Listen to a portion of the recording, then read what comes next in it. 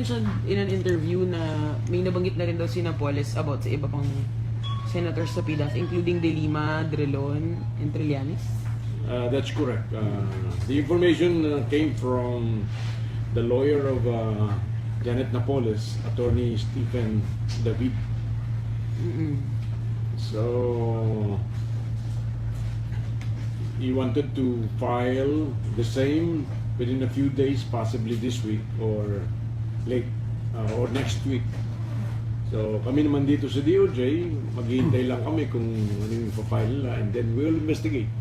As a matter of fact, even the application na sinasabi nila for Janet Napoles to be put under the protection of the Witness Protection Program, pwede namin aktuhan yan even without any case being filed under the Witness Protection. Dun sa Sinapoles daw will press charges against Senators De Lima, Drilon, Trillanes, and former Secretary Pdaf. Sino may sabi? Si Justice Secretary Aquino po. When did he say that? This morning and yesterday din po may sinabi siya. I did not hear that.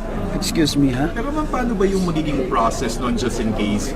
Pwede ba nilang makausap si Mrs. Napoles para makuha na ng affidavit? Is that possible na mag-press siya ng charges or maging witness against? Well, she's at liberty to press any charge against anybody. But, of course, in the case of kung si Drilon talagang target niya and De Lima, I don't know how, no? Since these officials are high-profile officials, if they have to conclude at all, their findings will come to us. And we will pass upon them. Pero ma'am, paano sila magkaka-access kay Mrs. Napoles na nakakulong siya? Paano yung magiging process nun, just in case? Well, probably she forged an agreement with them that she's going to come up with an affidavit, notarized statement. And that's allowed, ma'am, that the DOJ is talking to the principal suspect? Well, nothing can prevent the DOJ from talking to the principal suspect because they believe that she has a bombshell. Ombudsman, paano po yung makaka-affect doon sa kaso sa Pdaf case that's pending sa Sandigan? It has no bearing with the case in court. Ma'am, are there ongoing investigations into Trillanes, Drilon, and De Lima as far as your office is concerned? I don't recall. Are you willing to listen to Mrs. Napoles' version of the story? The three Meron na siyang... Once the ombudsman investigation. In fact, there was an attempt to meet with Napoles, but what for? There are investigators who can talk to her. Okay? Ma'am, yung pagkuha ng affidavit, hindi nyo yun ipe-prevent ang pagkuha ng affidavit? No, I will not. Pero ma'am, di po ba magkakaroon na parang absurd situation na parang in some of the earlier batches of the court cases, she's the principal suspect, pero in the more recent ones, magiging state witness siya, parang... Hindi yan state witness. It's a fallacy to claim that she is going to be a state witness.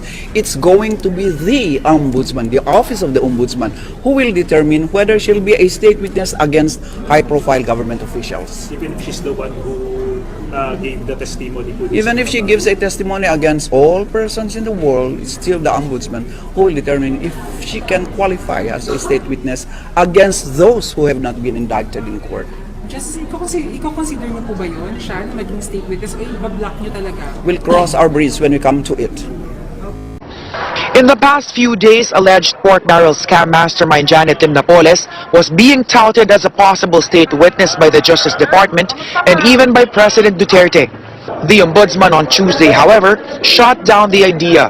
As far as the prosecution is concerned, she is one of the principal malefactors, alleged malefactors. So certainly the office of the prosecutors will block any attempt to make her a state witness.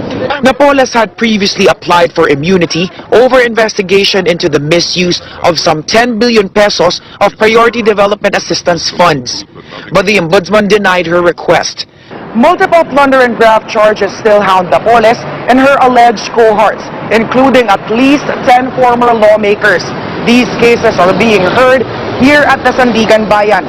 The ombudsman says investigations on other personalities who may be involved in the alleged fraud are ongoing.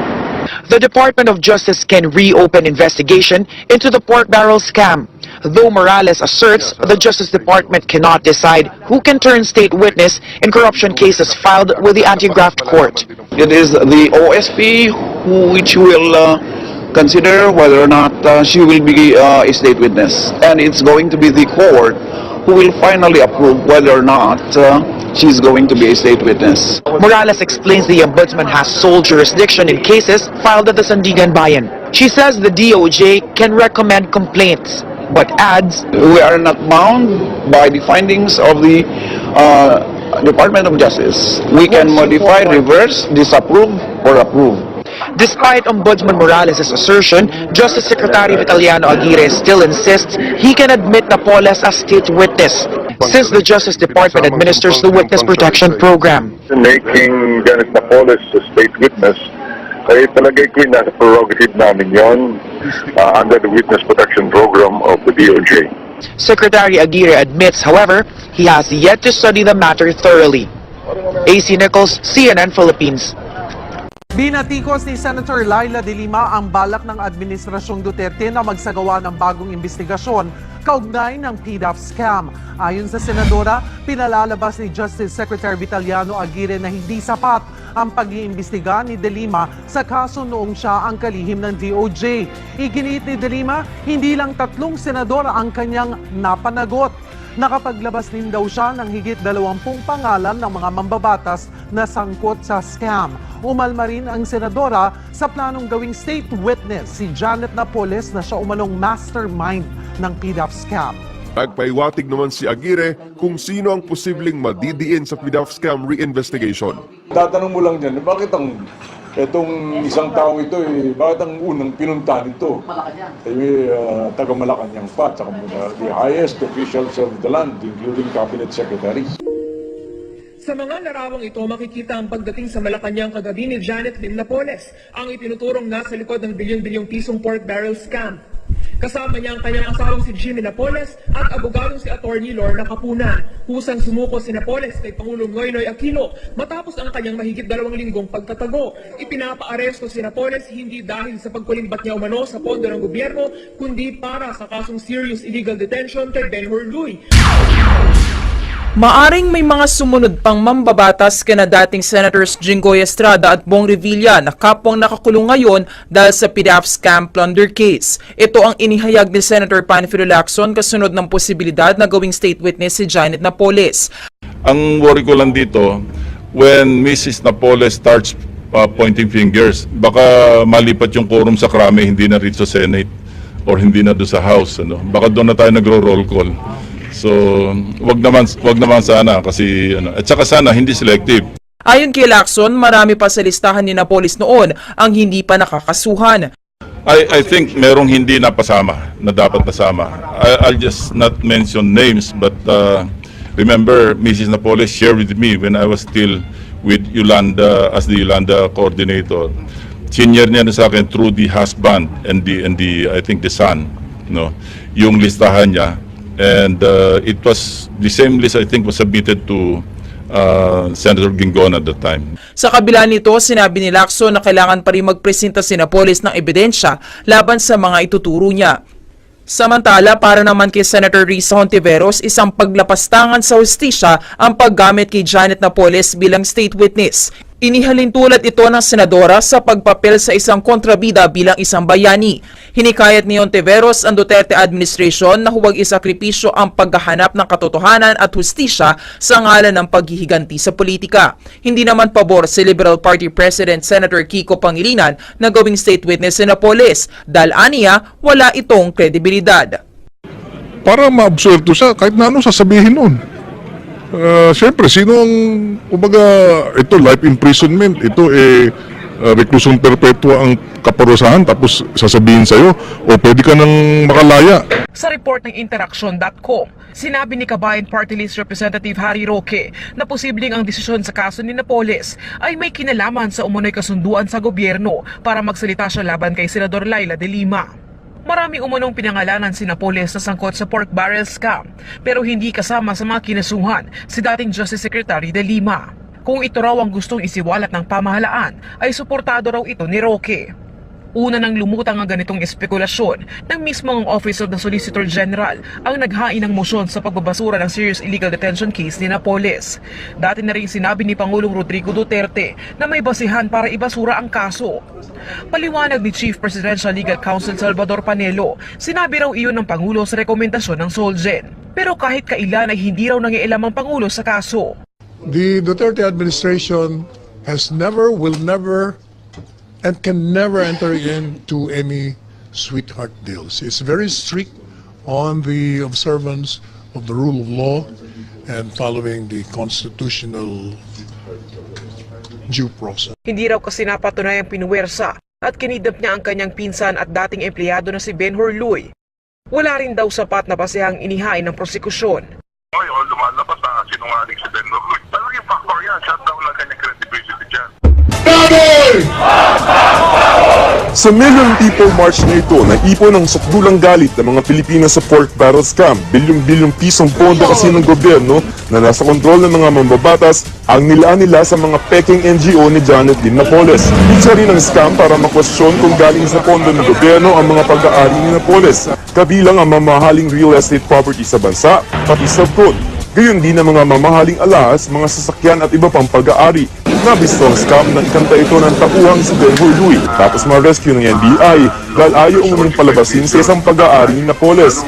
Dahil dyan, kaya kinasuhan ng serious illegal detention case si Napoles na nauwi sa hatol na habang buhay na kulong noong 2015. Pero 2 taon matapos siyang binaligtad ng Court of Appeals ang desisyon at inakwit si Napoles dahil sa mga naiwang pagdududa. Wala raw patunay na pwersa ang itinulong si Luis sa bahay ni San Jose na pag-aari ni Napoles. Habang naroon ay hindi raw nagtangkap tumakas o magsumbong sa iba si Luis. Tumanggi pa umano magpa-rescue si Luis. Binanggit pa raw ni Napoles na kakasuhan niya si Luis para makakulong siya at hindi para kidnapin siya. Kaya iniutos ng palayain si Napoles maliban kung may ibang dahilan para manatili siya nakakulong. Sabi ng Sandigan Bayan, meron daw. Nakabinbin pa kasi sa sala nito ang mga walang piyansang kasong plunder kaugnay ng pork barrel scam. Gayunman, kailangan ng bagong commitment order kaugnay ng mga kasong yan kapalit ang naunang commitment order o utos na ikulong siya sa Correctional Institution for Women sa Mandaluyong. Ang gusto ng kampo ni Napoles, maging state witness. Mas prepare ko sa NBI na lang siya ilagay para mas safe siya doon. PNP ko. Option din. Depende sa DOJ kung saan nila gusto ilagay. Bago ang desisyon ng CA na acquittal, ay narekomenda na yan sa CA na Solicitor General na nagsisilbing abogado ng gobyerno. Sinuportahan pa ang SOJE ni Pangulong Rodrigo Duterte. I think he's right. I agree because, Your Honor, the evidence was... Pero sabi ng Pangulo noon, hindi siya tiyak kung pwedeng maging state witness si Napoles. Ang tanong, ngayong pinakakawalan si Napoles sa kasong serious illegal detention, may epekto ba naman ito doon sa mga pork barrel scam cases na kinakaharap niya sa Sandigan Bayan? Ang sabi ng Malacanang, wala raw. Pareho pa rin daw ang patakaran ng gobyerno tungkol kay Napoles, wala rin daw kasunduan sa pagitan ng Duterte administration at ni Napoles. The legal detention has nothing to do with the plunder case filed against her. Samantala, pinag-aaralan na ng Department of Justice ang posibleng maging state witness si pork barrel queen Janet Napoles. Yan ay matapos ibasura ng Court of Appeals ang kasong serious illegal detention na isinampa ni whistleblower Ben Horluy. Umaksyon si Marlene Alcaide.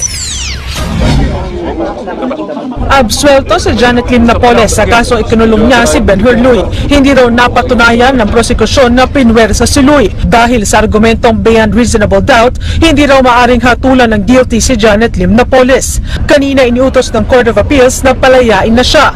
Pero hindi basta-basta mapapakawalan ng korte si Napoles. Dawit pa rin kasi siya sa kasong plunder dahil sa Pdaf o pork barrel scam kung saan si Luy isa sa state witness laban sa kanya. Ngayon, pinag-aaralan na ng Justice Department na porsigihin na kausapin si Napoles para bumaligtad at ituro ang mga totoong promotor daw ng pagbaldas ng pondo ng bayan.